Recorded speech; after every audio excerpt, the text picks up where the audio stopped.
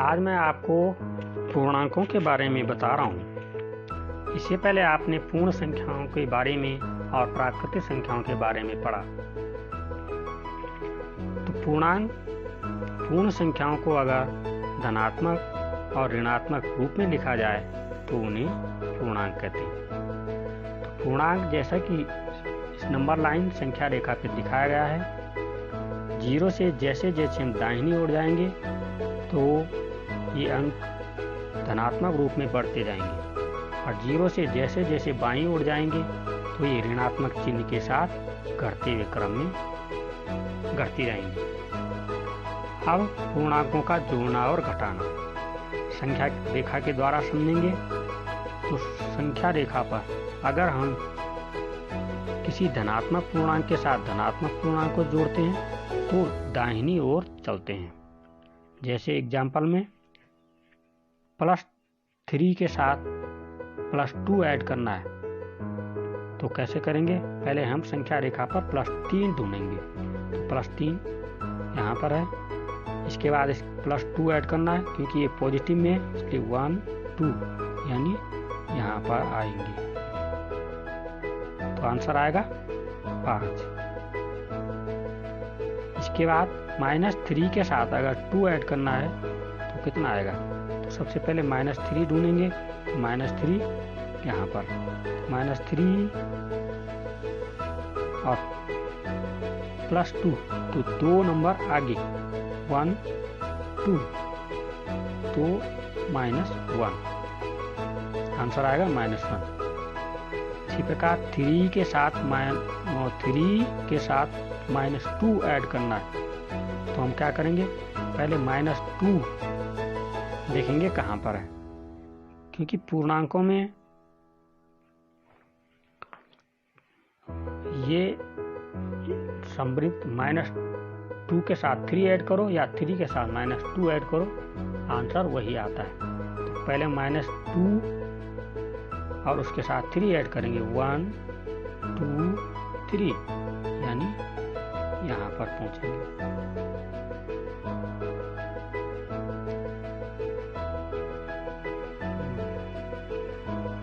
-2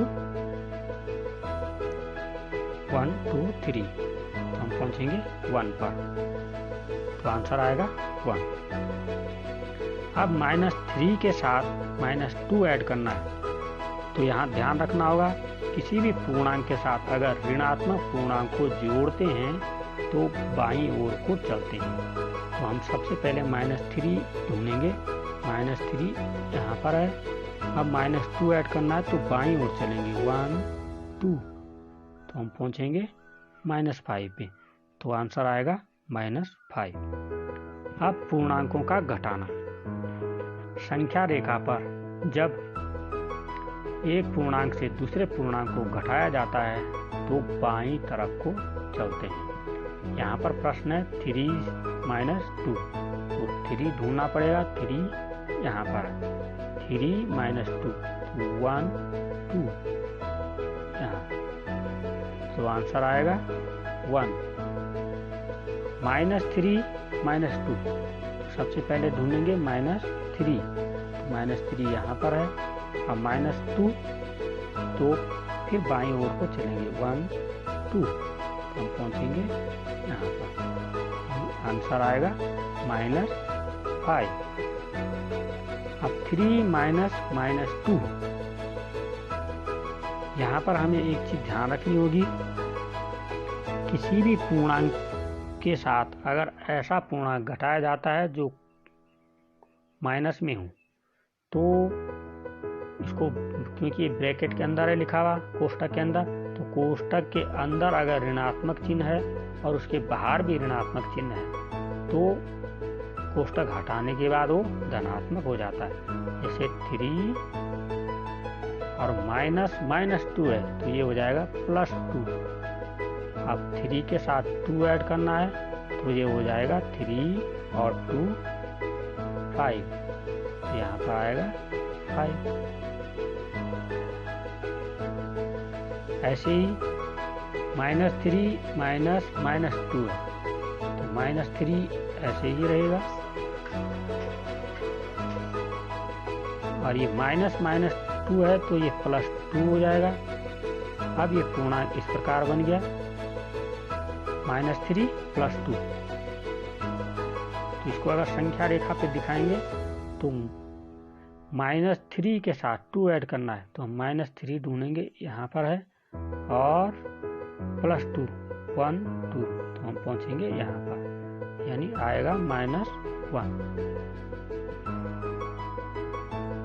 तो संख्या रेखा पर इस प्रकार पूर्णांकों का जोड़ना और घटाना करेंगे।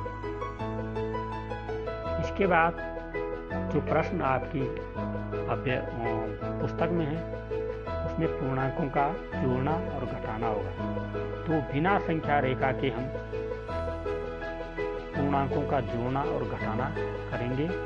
तो इसमें ध्यान देना होगा, जब भी किसी धनात्मक पूर्णांक के साथ धनात्मक पूर्णांक को जोड़ते हैं तो उत्तर वो अंक जुड़ जाते हैं और उसका चिन्ह धनात्मक ही आता है।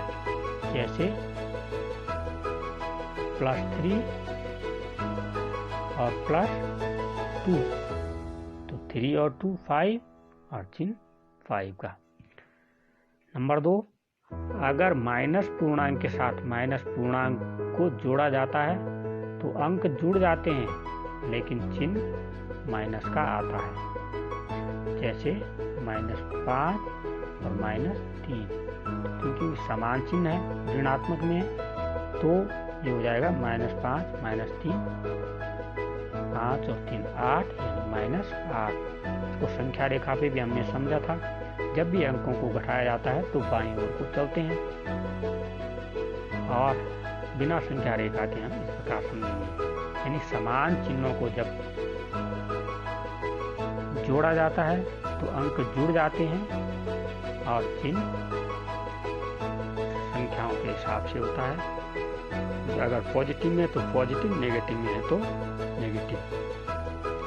इसी प्रकार धनात्मक पूर्णांक के साथ अगर ऋणात्मक पूर्णांक को जोड़ा जाता है तो अंक घट जाते हैं लेकिन चिन्ह बड़ी संख्या वाला रहता है।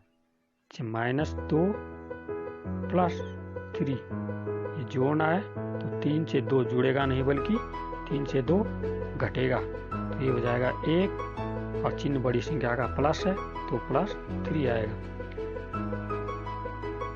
और यदि -3 है, इसके साथ 2 ऐड करना है तो ये भी 1 हो जाएगा, 3 से 2 घट जाएगा 1, और चिन्ह आएगा माइनस का, यानी -1।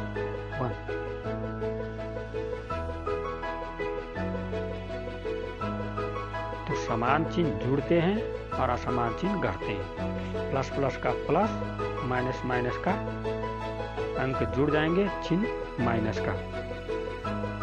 एक चिन्ह धनात्मक है, एक ऋणात्मक है, तो घटेगा, चिन्ह बड़ी संख्या वाला आएगा। तो इस प्रकार पूर्णांकों का जोड़ना और घटाना हो गया।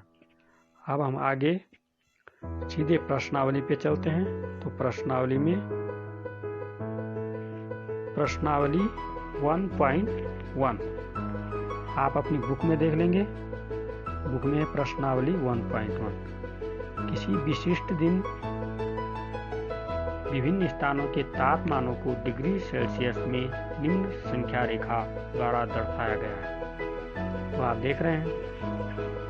अब इसको देख करके इन प्रश्नों का जवाब देना है। ए में तो आपने इन सब के तापमानों को अपनी कॉपी में लिखना है। लाहौल स्पीति का तापमान, जैसे बेंगलोर है, बेंगलोर का तापमान कितना है? 25 डिग्री।